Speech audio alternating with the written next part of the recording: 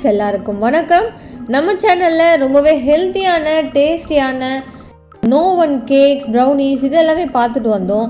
அந்த வகையில் இன்றைக்கி வீட் ஃப்ளவரை வச்சு எப்படி சூப்பரான டெலிஷியஸான மாய்ஸ்டான ஒரு ப்ரௌனி பண்ணலாம் அப்படின்றத நம்ம பார்க்க போகிறோம். இப்போ இந்த வீட் ப்ரௌனிஸ் பண்ணுறதுக்காக நான் ஃபஸ்ட்டு இங்கே டார்க் சாக்லேட் காம்பவுண்ட் எடுத்திருக்கேன். இப்போ மார்க்கெட்டில் நிறைய டார்க் சாக்லேட் காம்பவுண்ட் வேறு பிராண்டில் கிடைக்குது. நீங்கள் எந்த பிராண்ட் வேணால் எடுத்துக்கலாம். நான் இன்றைக்கி இந்த ரெசிபிக்காக எடுத்த பிராண்ட் மார்டே அப்படின்ற பிராண்ட்லேருந்து. இப்போ இந்த ப்ரௌனி பண்ணுறதுக்காக நான் இந்த டார்க் சாக்லேட் காம்பவுண்டை துண்டாக கட் பண்ணி எடுத்துக்கிறேன் ஃப்ரெண்ட்ஸ். எனக்கு வந்து ஒரு 1.5 கப் இந்த டார்க் சாக்லேட் தேவைப்படுது. ஸோ அந்த அளவுக்கு நான் இதை சாப் பண்ணி எடுத்துக்கிறேன்.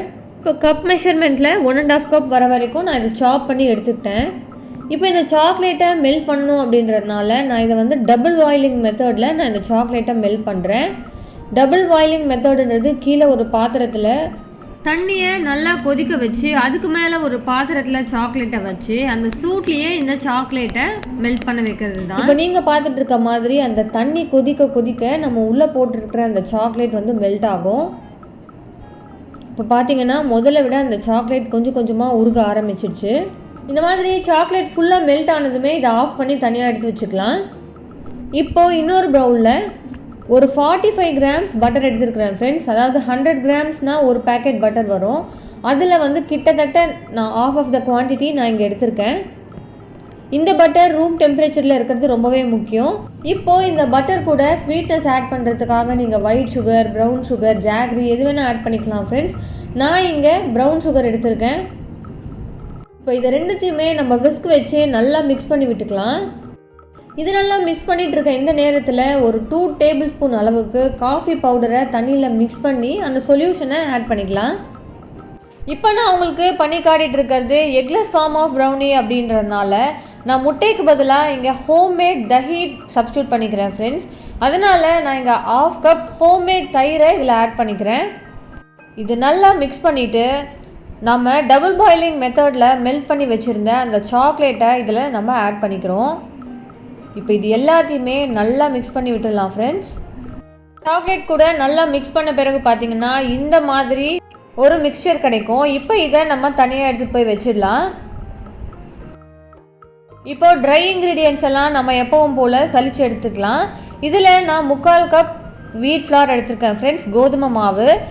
இதோடு கூடவே 1 teaspoon baking powder, 1/4 teaspoon baking soda, இது ரெண்டுத்தையுமே ஆட் பண்ணிக்கிறேன் ஃப்ரெண்ட்ஸ். இது எல்லாத்தையுமே ஆட் பண்ணிவிட்டு ஒரு தடவை மிக்ஸ் பண்ணிவிட்டு இது மூணுத்தையுமே நான் சலிச்சு எடுத்துக்கிறேன். உங்ககிட்ட காட்டினது 1/2 டீஸ்பூன் மெஷர்மெண்ட் அப்படின்றதுனால பேக்கிங் பவுடர் 2 தடவை ஆட் பண்ணிக்கிட்டேன். இப்போ ஆட் பண்ணுறது பேக்கிங் சோடா.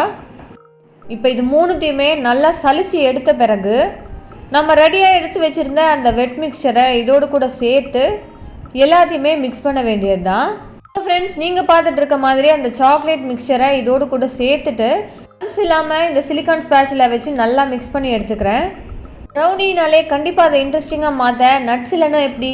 ஸோ இந்த இடத்துல நமக்கு தேவையான அந்த நட்ஸ் எல்லாம் ஆட் பண்ணிக்கிறேன். எனக்கு ப்ரௌனியில் பர்சனலாக வால்நட்ஸ் இருந்தால் ரொம்பவே பிடிக்கும். அதனால் என்கிட்ட வால்நட்ஸ் இருந்ததுனால அந்த வால்நட்ஸை கொஞ்சம் க்ரஷ் பண்ணி இந்த ஸ்டேஜில் ஆட் பண்ணிக்கிறேன்.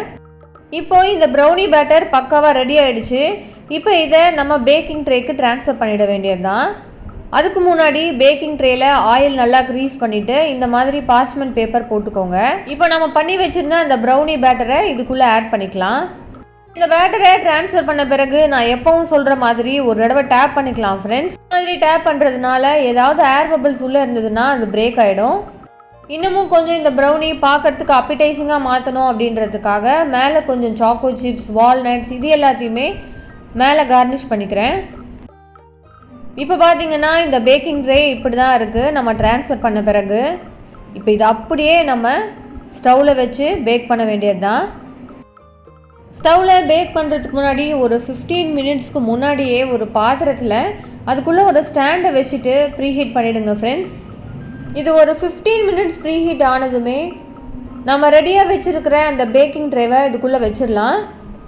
இப்போ இதை அப்படியே க்ளோஸ் பண்ணி வச்சுட்டு ஒரு 35லேருந்து 45 மினிட்ஸ் வரைக்கும் ஆகலாம் ஃப்ரெண்ட்ஸ். எனக்கு இந்த ப்ரௌனி ரெடி பண்ணுறதுக்கு எக்ஸாக்டாக 35 மினிட்ஸ் ஆச்சு. ஆனால் இந்த டைமிங்ன்றது நம்ம என்ன பாத்திரம் எடுத்துருக்கோமோ அதை பொறுத்தது, நம்ம ஸ்டவ்வோட ஃப்ளேம் இது எல்லாத்தையுமே பொறுத்தது. அதனால் நீங்கள் ஒரு 30 மினிட்ஸ்லேருந்தே பக்கத்துலேயே கூட இருந்து வெந்துருச்சா அப்படின்றத செக் பண்ணிக்கிட்டே இருங்க. இப்போ இந்த ப்ரௌனி நல்லா வெந்துட்டு சூப்பராக ரெடி ஆகிடுச்சு. இப்போ இதை நம்ம ஸ்டவ்லேருந்து வெளியே எடுத்த உடனே ரொம்பவே சூடாக இருக்கும். நம்ம இதை டச்சே பண்ணக்கூடாது ஃப்ரெண்ட்ஸ். இப்போ எடுத்தாலும் அது நல்ல ஷேப்பில் வராது. அதனால் இதை நல்லா சில்லாகிற வரைக்கும் நம்ம வெயிட் பண்ணலாம். ஒரு 20 மினிட்ஸ் கழித்து இதை டிமோல்ட் பண்ணி பார்க்கலாம். இப்போ 20 மினிட்ஸ் ஆகிடுச்சு. இந்த ப்ரௌனியை நம்ம பேக்கிங் ட்ரேலேருந்து டிமோல்ட் பண்ணி பார்க்கலாம். இப்போ நம்ம பார்ச்மெண்ட் பேப்பர் கீழே ஆயிலில் க்ரீஸ் பண்ணி அப்ளை பண்ணும்போது கொஞ்சம் எக்ஸஸாக வெளியே வர மாதிரி வச்சுருந்தோம். அந்த பார்ச்மெண்ட் பேப்பரை நம்ம புல் பண்ணும்போது இந்த ப்ரௌனி ஈஸியாக டிமோல்ட் ஆகிடும் ஃப்ரெண்ட்ஸ். இப்போ பாருங்கள், நம்ம வெளியே எடுத்தாச்சு. இந்த மாதிரி தான் இருக்குது. இந்த ப்ரௌனியோட மேலே டாப் லேயர் பார்த்தீங்கன்னா கொஞ்சம் கிரிங்கிளாக மடிப்பாக இருக்குது. அங்கங்கே பிரேக் ஆகிட்டு உள்ளே எப்படி இருக்குன்றதை நம்ம இப்போ பார்க்கலாம். இப்போ இந்த ப்ரௌனியை நம்ம கட் பண்ணி எடுத்துக்கலாம் ஃப்ரெண்ட்ஸ். இப்போ இதில் நம்ம நிறைய நட்ஸ் எல்லாம் ஆட் பண்ணதுனால கட் பண்ணுறது கொஞ்சம் பார்த்து கட் பண்ணணும். இப்போ இதை நம்ம பீஸாக கட் பண்ண பிறகு இப்படி தான் ஃப்ரெண்ட்ஸ் இருக்குது. இப்போ நான் உங்களுக்கு ஒரு பீஸ் எடுத்து காட்டுறேன், எப்படி இருக்குன்னு பாருங்கள். மேலே கிரிங்கிளாக இருந்துச்சு அதோட டாப் லேயர். உள்ளே பாருங்கள் எவ்வளோ கேக்கியாக இருக்குது, சாஃப்டாக இருக்குது. கண்டிப்பாக சாப்பிட்றவங்களுக்கு இது வீட்னால செஞ்ச ப்ரௌனி அப்படின்றத கண்டே பிடிக்க முடியாது, அந்தளவுக்கு சூப்பராக இருக்கும். இப்போ இந்த ப்ரௌனி எந்த அளவுக்கு வந்திருக்குன்னு பாருங்கள் ஃப்ரெண்ட்ஸ். அந்த மேலே டாப் லேயர் எடுத்த பிறகு உள்ளே எவ்வளோ கேக்கியாக சாஃப்டாக இருக்குன்னு பாருங்கள். இந்த ப்ரௌனி எங்கள் வீட்டில் எல்லாருக்குமே ரொம்ப பிடிச்சிது. நீங்களும் இதை எக்ஸ்பீரியன்ஸ் பண்ணணும்னு நான் நினைக்கிறேன். கண்டிப்பாக இந்த ரெசிபியை உங்கள் வீட்டில் ட்ரை பண்ணிவிட்டு எப்படி வந்துச்சுன்னு எனக்கு மறக்காமல் கமெண்ட் செக்ஷனில் கமெண்ட் பண்ணுங்கள். இதே மாதிரி நிறைய நோ ஓவன் ரெசிபீஸ் நம்ம சேனலில் இருக்குது. இதே மாதிரி நிறைய ரெசிபீஸ் உங்களுக்காக காத்துக்கிட்டும் இருக்குது. அந்த ரெசிபீஸ்லாம் நீங்கள் பார்க்கணுன்னா please do support spice up by Swathi with your like, share and subscribe. Bye.